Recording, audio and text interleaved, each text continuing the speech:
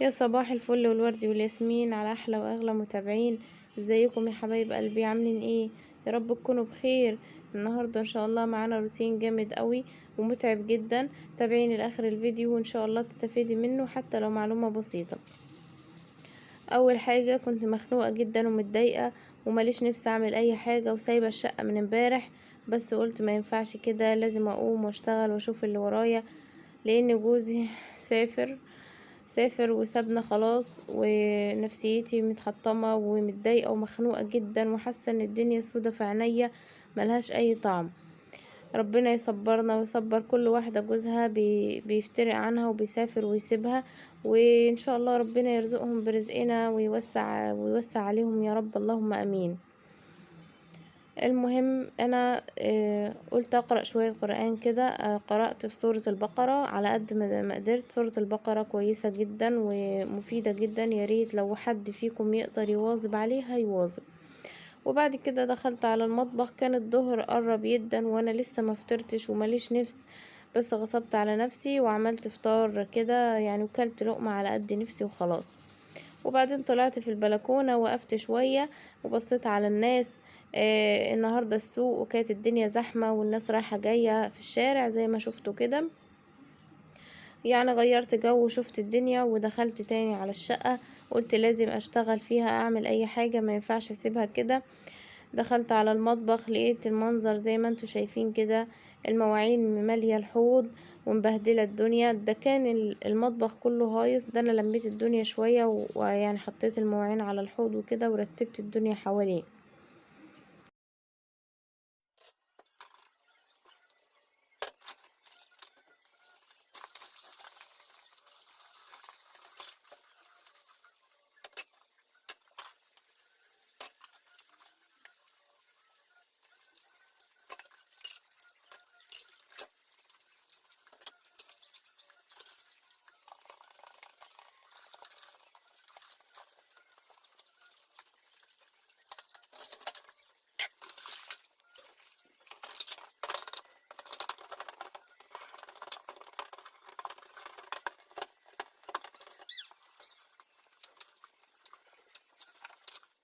زي ما انتوا شفتوا كده، حاولت اخفف اي حاجة من على الحوض، وكنت بحاول اغسل واشطف على طول، لاني زي ما انتوا شايفين كده مفيش مكان احط فيه مواعين.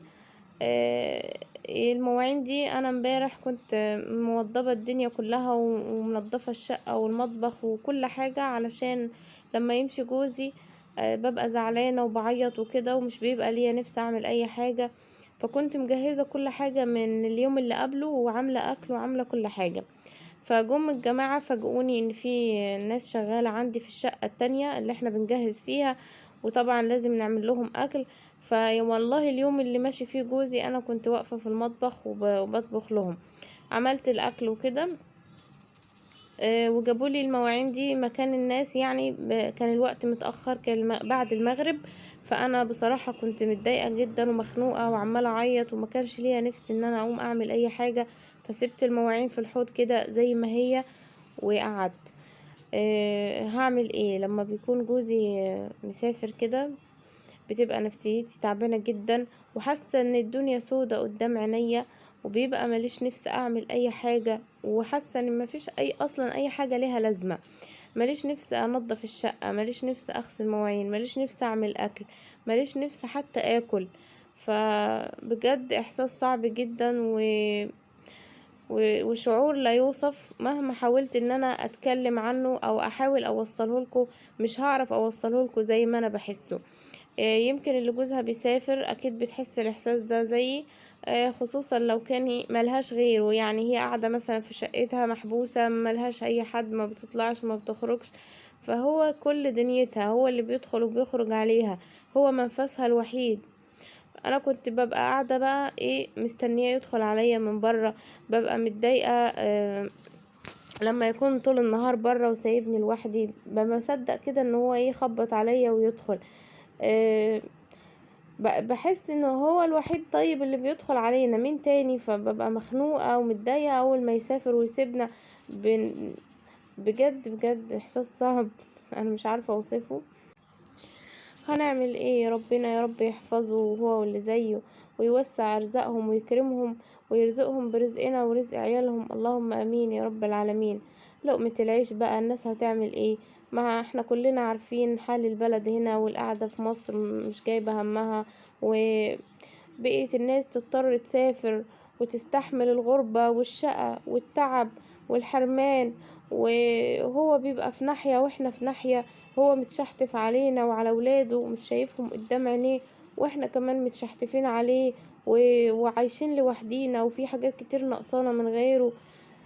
يعني هنعمل ايه؟ بقينا نضطر نستحمل وندوس على قلبنا علشان لقمة العيش، علشان المعيشة بقت صعبة وغالية، والأطفال اللي بتيجي دي محتاجة مصاريف ومحتاجة رعاية ومحتاجة ان احنا نقضي يعني نكفيهم، ما احنا مش هنخلف ونرمي. فبقينا ندوس على قلبنا ونستحمل الغربة وعذابها وتعبها علشان خاطر الموضوع ده.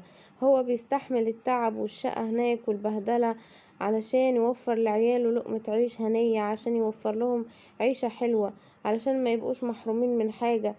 في ناس بتبص اللي بيسافر واللي متغرب واللي معاه فلوس، بتبص بس للفلوس اللي بيجيبها المغترب. ما انتوا ما بتعرفوش هو بيجيبها ازاي، بيبقى طفحان الدم، بيعرض حياته للخطر، بيكافح وبيكد وبيشتغل ويجري ويرمح من هنا ومن هنا علشان يحاول يجيب القرش ده. ما بيروحش هناك يلاقيه مرمي في الشارع ويعبيه ويجيبه.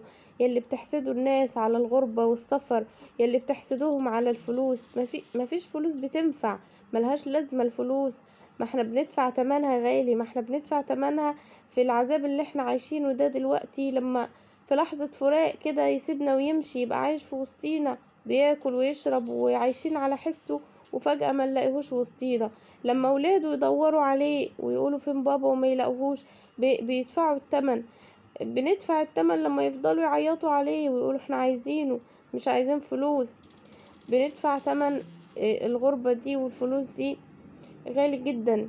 كفاية بعده عننا، كفاية حرمانه مننا، كفاية ان هو ما بيشوفش ولاده بيكبروا قدام عينيه، كفاية ان الوقت اللي بتقضيه مع جوزك بيبقى وقت محدود جدا، ومصيره هيخلص وهيسيبك ويمشي. كفاية ان انت ما بتلحقيش تفرحي برجعته وبقعدته معاكي، بتحسي ان في غصة كده في قلبك بتقولك لا، ما هو ماشي كده كده هيمشي برضه وهيسيبك. ما تفرحيش كتير، ما تحطيش امل، هو هيمشي. فوالله العظيم يا جماعة ما بنعرف نفرح بالأجازة بتاعتنا ولا نتهنى بوجوده معانا، علشان الغصة دي اللي بتبقى في القلب، وبنقول خلاص ما هو ماشي، ما هو يعني الوقت اللي انت عايشاه مع الإنسان اللي المفروض تعيشيه معاه محدود وقليل.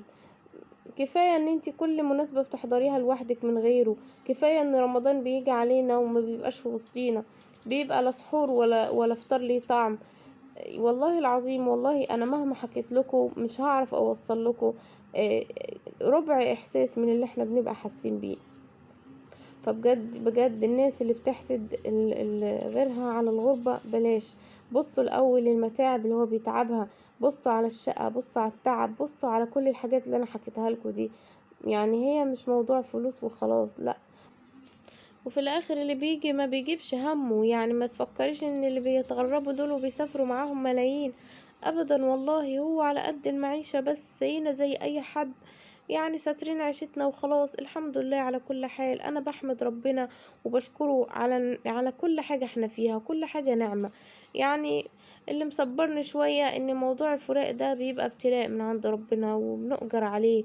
ربنا يجعله في ميزان حسناتنا ويهونها علينا ويصبرنا يا رب على فراق الحبايب، اللهم امين يا رب العالمين.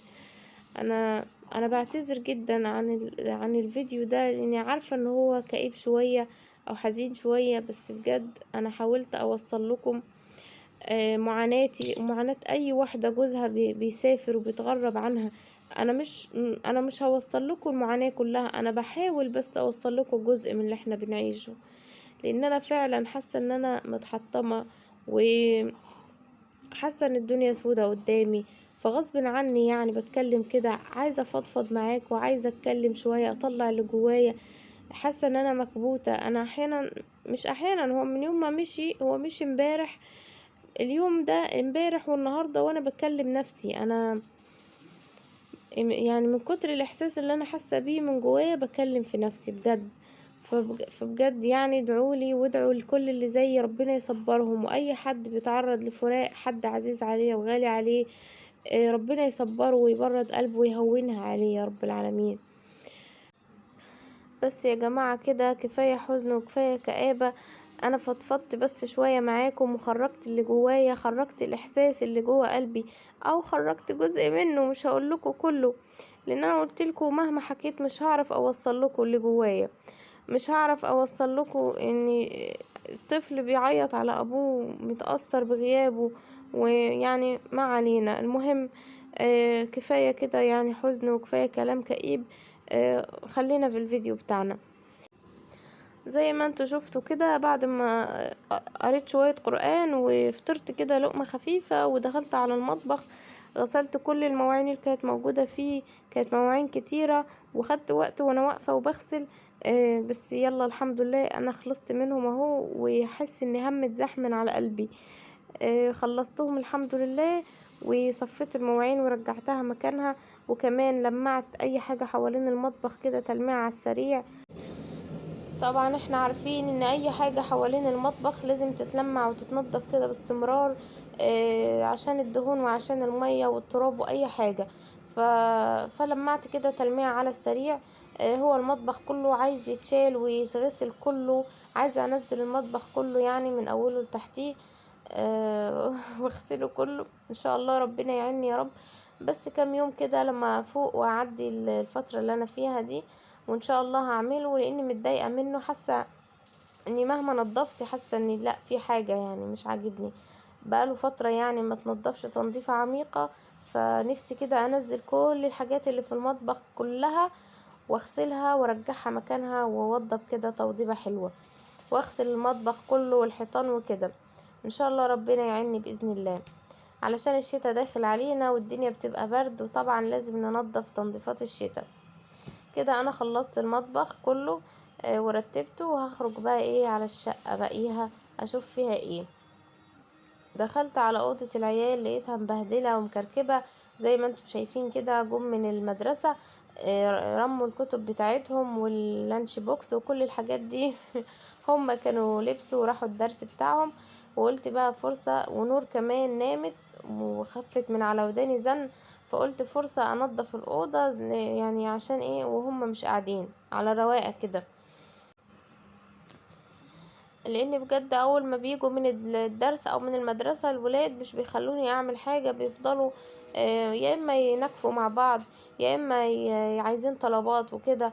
فبريح راسي احسن لما بيكون مش قاعدين في المدرسة او في الدرس، وبشوف ايه اللي ورايا وبحاول اعمله قبل ما يجوا.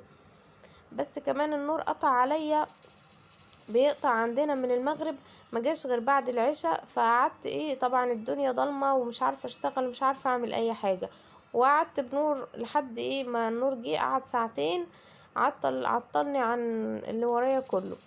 بس الحمد لله يعني خلصت اللي ورايا قبل ما الولاد يجوا، اتاخروا في الدرس شويه، فخلصت اللي ورايا وجم لقوني ايه كل حاجه تمام. طبعا يا جماعة الملايات والفرش والكلام ده حاجة مهمة جدا في شقتك وفي حياتك.